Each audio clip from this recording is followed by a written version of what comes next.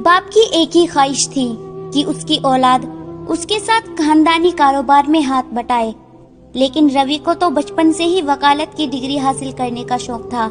जैसे तैसे करके उसने वकालत की डिग्री हासिल की। अब रवि वकील था, लेकिन मजाल है कभी कोई केस जीता हो। काला कोट पहनकर बस लोगों को दिखाया करता था, भाई मैं वकील हूँ। जेब में पुराने से 2-2 हजार के 4 नोट थे और वे 4 नोट पिछले 1 साल से पास थे। वकील होने के साथ साथ जेब खर्च चलाने के लिए मुंह छुपाए हेलमेट पहने डिलीवरी बॉय का काम भी किया करता था। यकीन तो नहीं आता एक वकील ऐसा कर सकता है, लेकिन जब इंसान इतने बड़े बड़े शौक रखता है तो कुछ भी कर गुजरने को तैयार हो जाता है। रवि एक चंचल सा लड़का था। पूरी दुनिया में उसका सिर्फ एक ही दुश्मन था, वह थी उसके बाप की दोस्त की बेटी राधा। दोनों एक दूसरे को देखना तक पसंद नहीं करते थे।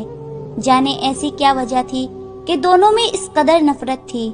लेकिन एक बार राधा ने रवि को एक लड़की के साथ देखा था और घर आकर बता दिया, रवि लड़कियों को बाइक पर बिठाकर घुमाता है। रवि के बाप ने रवि को बहुत डांटा, यहाँ तक कि उसके पापा ने उसे थप्पड़ भी मार दिए थे। घर वालों के सामने तो बेइज्जती हुई ही, ऊपर से पूरे खानदान में बात फैल गई कि रवि लड़कियों को बाइकों पर घुमाता है, आवारा लड़का है। रवि को राधा पर बहुत गुस्सा आ रहा था। दिल चाह रहा था राधा को मार डाले। राधा कपड़े वॉश कर रही थी, जानबूझकर वॉशिंग मशीन की वायर तोड़ दी। फिर बेचारी राधा को सारे कपड़े हाथ से धोने पड़े। रवि ने राधा के कान में आहिस्ता से कहा, वकील से दुश्मनी करोगी तो ऐसा ही हाल होगा, और जो तुम्हारी वजह से खानदान में मेरी बेइज्जती हुई है ना, उसका बदला तो मैं ले लूंगा। राधा कपड़े वॉश करते हुए बोली, शक्ल देखी है अपनी बंदर कहीं का, शक्ल से ऐसे लगते हो जैसे अफ्रीका से आई हो। राधा बहुत खूबसूरत थी। दिन गुजरते गए, राधा के लिए रिश्ता आया। लड़का बाहर कंट्री में किसी कंपनी में इंजीनियर था, महीने में 3-4 लाख कमाता था। वह लड़का शादी के बाद राधा को अपने साथ ले जाना चाहता था।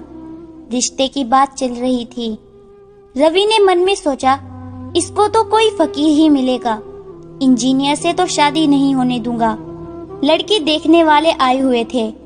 राधा की जिसके साथ शादी होने वाली थी, वे दोनों गार्डन में खड़े होकर बातें कर रहे थे। सब घर वाले हॉल में बैठे थे। थोड़ी देर में रवि घर आया और राधा की तरफ देखकर पहले मुस्कुराया, फिर बोला, देखो राधा, मेरे साथ ऐसा ना करो, मैं तुमसे बहुत प्यार करता हूँ।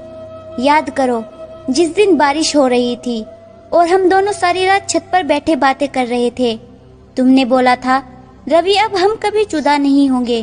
वह लड़का रवि की तरफ देख रहा था।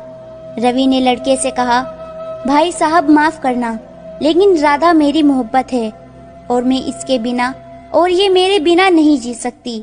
लड़के ने जब इतना सुना तो गुस्से से लाल पीला हो गया। उस लड़के ने चिल्लाकर अपनी माँ बहनों को आवाज दी। सब हैरान थे, क्या हुआ? माँ चलो यहाँ से, यहाँ तो बेगैरती हो रही है। राधा रो रही थी, रवि की तरफ देख रही थी। लड़के वाले चले गए।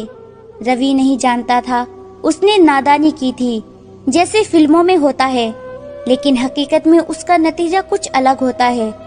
जब हकीकत का पता चला कि ये सब रवि ने किया है, तो रवि के बाप ने रवि को काफी जूते मारे और बातें भी सुनाई और फैसला भी किया, राधा और रवि की शादी करवा दी जाएगी। ये तो नामुमकिन सी बात थी। दोनों एक दूसरे के दुश्मन, जो एक दूसरे को देखना तक पसंद नहीं करते, वो जिंदगी साथ कैसे गुजारेंगे? दोनों ने बहुत मना किया, लेकिन बड़ों की जिद ने उसको शादी के बंधन में बांध दिया। अब नफरत और भी ज्यादा बढ़ने लगी। सर्दी के दिन थे। रवि ने कंबल उठाया और सारा कंबल खुद ओढ़ लिया। राधा खामोशी से देख रही थी। रवि उठा, एसी का बटन ऑन कर दिया। पहली रात थी।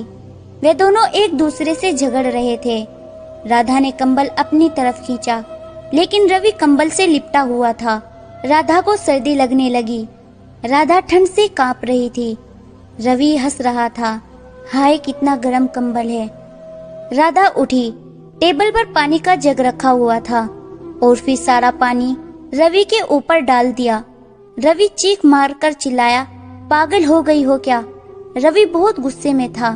दिन गुजरने लगे, उनकी नफरत थी कि बढ़ती जा रही थी। रवि राधा को खर्चा भी ना देता था, जानबूझकर खाने में नुक्स निकालता था।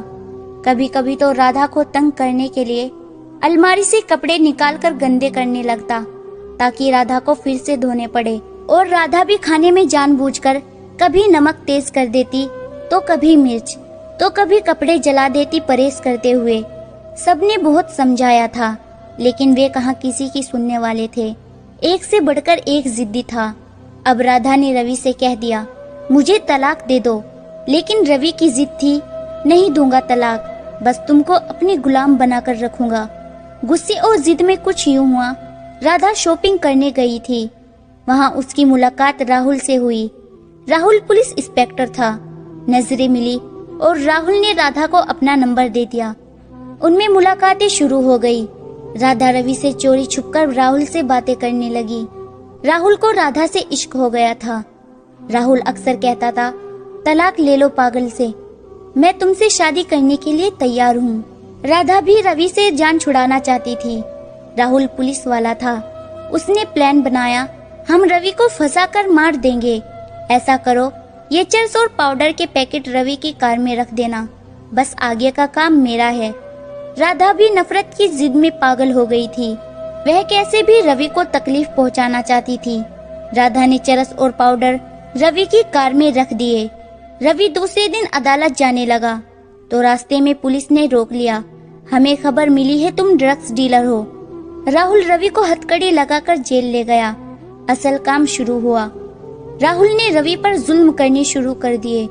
रवि को बहुत मारा, झूठे मुकदमे दर्ज किए उसके खिलाफ। रवि को इतना मारा कि बाजू की हड्डी टूट गई।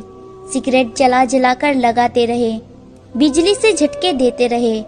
5 दिन गुजर गए थे। घर वाले सब परेशान थे। रवि कहाँ चला गया? लेकिन राधा जानती थी। राधा खामोश थी। राहुल ने रवि के सामने फोन कॉल की।